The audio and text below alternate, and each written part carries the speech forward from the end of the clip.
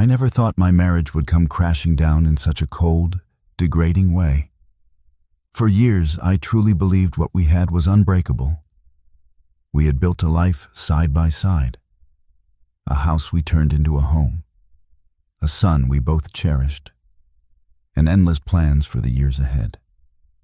But looking back now, I realized the fractures had been appearing long before everything finally fell apart.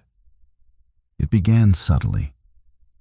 Late nights at the office she claimed were tied to meetings, and I wanted to trust her.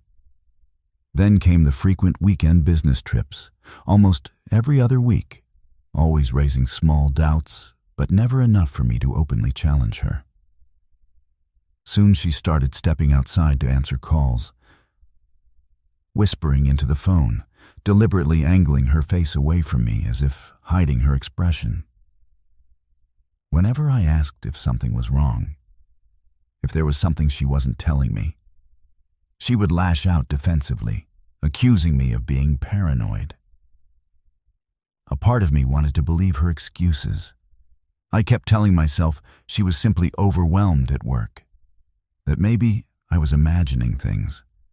But deep down, that heavy knot of unease never went away.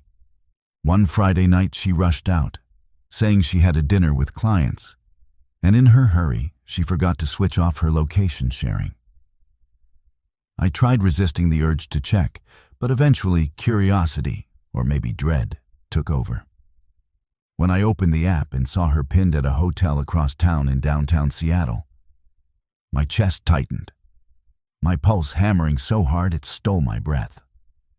I sat frozen for nearly 20 minutes, trying to invent scenarios where this could mean something innocent. But deep down I already knew. Unable to fight the need for answers, I drove there the entire way, rehearsing excuses in my head, clinging to some fragile hope that this wasn't what it looked like. Yet a quiet, undeniable part of me already understood the truth. My hands trembled as I knocked on the hotel room door, feeling as though I was stepping off a cliff. When it opened, a man I vaguely recognized stood there. He wore a shirt I remembered because she had once bought it for a colleague's birthday.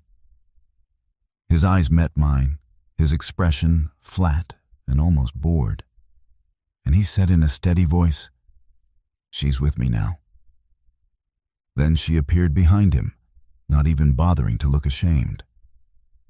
Her face was empty, cold, dismissive, and something inside me shattered. In that moment, I didn't scream, beg, or demand answers. I simply turned away, fully aware that whatever we once had was gone forever. The days that followed were a haze of sleepless nights and an ache I couldn't put into words. But slowly, shock gave way to resolve. I began gathering proof, credit card records, deleted text messages, even old emails.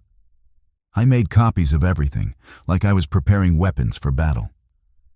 Once I had enough, I hired a seasoned divorce lawyer, one who specialized in cases like mine.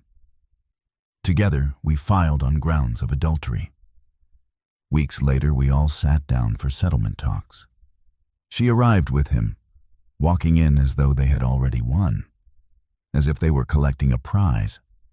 He sat across from me wearing the same smug look from that night at the hotel, like he expected me to crumble. But then, something shifted. Her lawyer entered with polished confidence. Crisp suit, calm demeanor, the look of a man who had walked into 100 negotiations, expecting victory. But when his eyes met mine, I saw the color drain from his face. His posture stiffened, his jaw locked. And in that small break of composure, I knew I had the upper hand before we had even spoken. He remembered me. Years earlier, I had been part of an internal investigation that exposed a massive fraud scheme, one that nearly destroyed an entire company.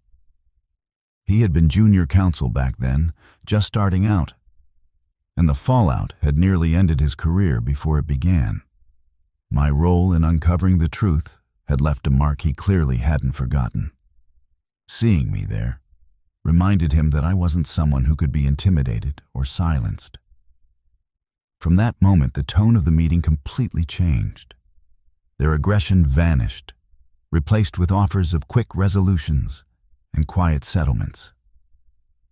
But I wasn't there for a quiet end. My lawyer and I held firm. Every time they pushed for a compromise, we stood our ground. This wasn't about money or property anymore. It was about principle, my son's well-being, and reclaiming my dignity. When the judgment was finally handed down, it felt like coming up for air after years underwater.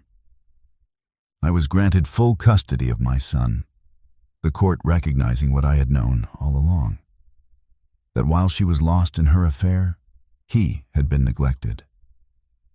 I kept the house too, ensuring my son still had a safe, familiar place to grow up. The weight I'd been carrying for so long began to lift. Not long after the divorce, I heard she moved in with the man she had chosen. But their relationship didn't last. Soon enough, word reached me that he was cheating on her too. She was forced to taste the same betrayal she had once served me. It was strange hearing it. One part of me felt vindicated, another part simply exhausted. Even now, some nights when the house is still and my son is asleep, my mind drifts back to that hotel hallway. I can still feel the pounding in my chest, the bitter taste of dread as I realized our life together was already over. I can still see her eyes. Not guilty, not sorrowful, but detached, as if I had already become a stranger. For a long time that memory haunted me, looping endlessly like a cruel film reel. But with time, its grip loosened. Now when I think of that night, I don't just see the end. I see the turning point. The moment denial was ripped away, and I was forced to face reality. That night wasn't only the death of my marriage. It was the birth of a stronger version of myself. I may never fully understand why she chose to throw everything away, the life, the family, the vows. But I've stopped tormenting myself with questions that will never be answered. What matters is that I survived. More than that, I came out stronger. I walked through that storm with my son beside me, my head held high, and vowed to never let anyone strip me of my power again. Looking back, I see how everything, the investigation, the betrayal, the courtroom battles, shaped me into someone far more resilient than I ever imagined. And whatever lies ahead, I know now I have the strength to face it.